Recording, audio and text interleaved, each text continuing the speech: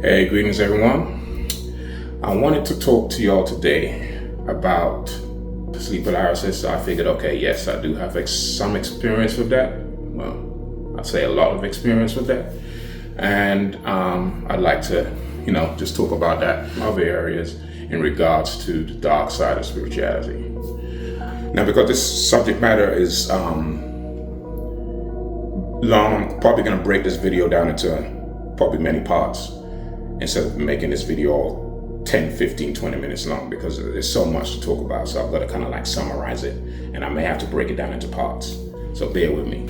So sleep paralysis is something that happens when you are asleep and you get into this state where you're conscious, where you've woken up consciously, but your body can't move, you're stuck. And some of the things you might feel are, as well as not being able to move, you might find it hard to breathe. You might feel like you're suffocating. Sometimes, for me, it felt like the times it happened, it felt like I couldn't breathe. It's almost as if my body forgot how to breathe. And I felt like I was holding my breath and, not being able to inhale or exhale, as well as not being able to move. I'm screaming help, but my mouth isn't moving. I'm screaming help in my mind, or I'm screaming for help with my spiritual body. That's talking, and that can move, but the physical body isn't. So sometimes while you're in that state, you might think you're moving, but your spirit is moving, but the physical body is still. So sleep paralysis is what it is termed or coined in the scientific world, where they will describe some of the symptoms that you will have in sleep paralysis. And one of the major things is they talk about, as well as not being able to move and feel like you're suffocating and so on and so forth, they also talk about you hallucinating. Now, in order to hallucinate, I don't, me being of a spiritual nature, I don't believe or feel that I'm hallucinating. But we've been able to hallucinate. You've got to be able to open your eyes. Most of the time when you're in this sleep paralysis, you can't open your eyes. And some of you out there probably have been able to open your eyes, and you may have seen certain things that are not too pleasant, or you're wondering, what is that looking back at me in my room? But before I get to the whole being able to see things, the challenge I had while I was going through this and not having anybody that could explain to me what was going on, especially if we're talking back in the 80s to the 90s, I had to kind of figure it out myself. So I was able to kind of take it back to basics. So this is something that maybe you can try if you're experiencing this. I literally had to tell my body to move. I had to literally give a command. Normally we move on instinct. We think about it and we move. We just do things instinctively through our mind. I want to pick this up, we just do it. We don't actually give our body a physical command, say, hand, pick up the glass. But with sleep paralysis, that's what I had to do.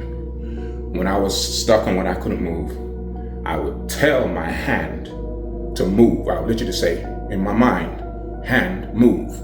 And it slowly, with a lot of struggle, my hand will start to move. It starts to shake. And eventually, once I get a full motion of my hand, the rest of my body would move, and I was able to break free. Sometimes it will be my leg. I'll tell my leg to move. But either which way, I had to literally go back to basics and give my body a physical command to move in my mind. I couldn't do it instinctively. I had to give that command and concentrate on whatever body part I wanted to move, and I would move. Once I got motion of my hand or leg or whatever body part I was supposed to move, the rest of me would eventually break free and move, and it's like a breath of air. It's like relief. I can move again. One of the other things I used to do was I used to tell my wife that she would see me struggling to move sometimes, but I'm trying to break free from whatever it is that's got a hold of me. So I told her, when you see me doing that, I goes to her, nudge me.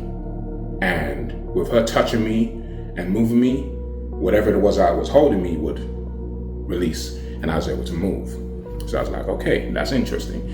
I kind of experimented by myself because, to be honest, we don't, some of us who are going through our spiritual tribulations and trials, we don't have anybody to guide us and tell us what to do. So sometimes you just got to figure out stuff for yourself. You got to put your thinking cap on and analyze it and be like, okay, what am I going to do next time this happens? Because it keeps happening. I haven't found a way to make it stop yet. So that was one of the methods I relied upon for a certain period of time. But eventually, when that wasn't an option, all I had to do was just be strong enough and determined enough to not give up when I was struggling against whatever it is that was stopping me from moving. So that is definitely one of the things that you will probably experience if you haven't experienced it yet. But like I said, this is my experience, and I'm just sharing with you some of the things that I went through. But basically, I had to teach myself how to move when I was in that state, send physical commands, and then also have the determination and perseverance not to give up when I felt the resistance as well. So you got to keep pushing through and not giving up, because you literally do feel like if I don't push through, whatever it is that's got a hold of me is gonna take me. Now, one of the things that I also experienced at the time with sleep paralysis, sometimes depending on what I was dreaming about, I instinctively, tripping over my words.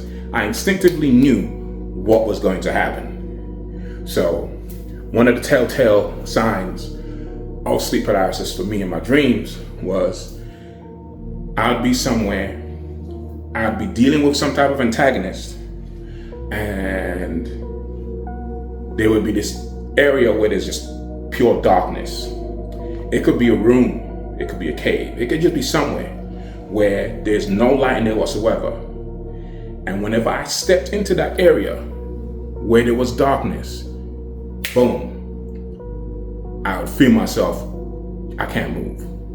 So that was one of the telltale signs. When I went somewhere where there was pure darkness, whatever it was in that darkness would grab a hold of me, and then the struggle would begin. So I'd always break free, but I did notice over the years, the struggle and the resistance from breaking free would get stronger and harder with each time. So like I said, with every devil, there's a new level. With every level, there's a new devil. Whichever way you want to take it. You're going to be tested. I went to level 10. I had to fight the boss on level 10. It's challenging. It's a little scary, but not all of you are going to experience this, because I know people who are spiritual and have never experienced it at all. And then there's those of us who are, that we do experience it, and it's not a very nice feeling.